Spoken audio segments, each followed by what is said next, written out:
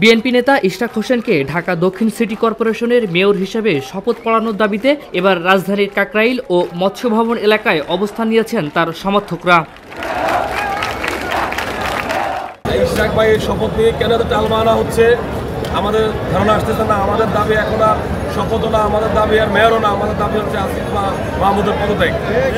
সে রাজনৈতিক দলের একটা ছাত্র প্রতিনিধিত্ব হয়ে সে কিভাবে এখনো পর্যন্ত মন্ত্রণালয় ছাড়তেছে না, সে এখনো পর্যন্ত মত ছাড়তেছে না। তাদের সহযোগিতা পদ ছেড়ে রাজনীতিতে যোগদান করে নাই এখনো পর্যন্ত। মাহফুজ সেই উপদেষ্টা হয়ে গেছে, আসিফ মাহমুদ রয়ে গেছে। আমাদের দাবি হচ্ছে আসিফকে অনতিবিলম্বে পদত্যাগ করতে হবে।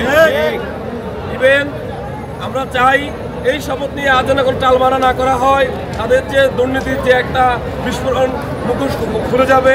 তারা যেহেতু প্রশাসক নিয়োগ দেওয়া হতে শুরু করে কাউন্সিলর নিয়োগ দেওয়া যে একটা বাণিজ্য তারা করেছে, সেই বাণিজ্য যদি ইশরাক ভাই যে মেয়রের চেয়ারে বসে যায় তা তারা করতে পারবে না।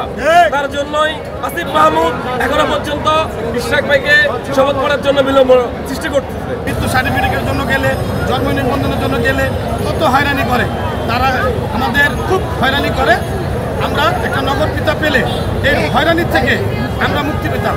যারা সরকারের মন্ত্রণালয়ে আছে, উপদেষ্টাদেরকে যারা পরিচালনা করতেছে, আমরা ওদের উদ্দেশ্যে বলতে চাই যে ঢাকার মেয়র জনতা ইশরাকের শপথ গ্রহণ করায় তো এবং ওনার প্রাপ্য বুঝায় তো।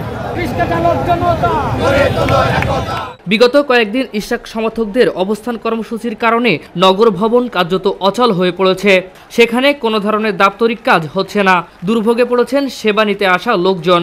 স্থানীয় সরকার বিভাগের অফিস নগর ভবনে থাকায় উপদেষ্টা আসিফ মাহমুদ সজীব ভুঁইয়া কার্যালয়ে আসতে পারছেন না। ফারিজুল ইসলাম, ভিউজ বাংলাদেশ, ঢাকা।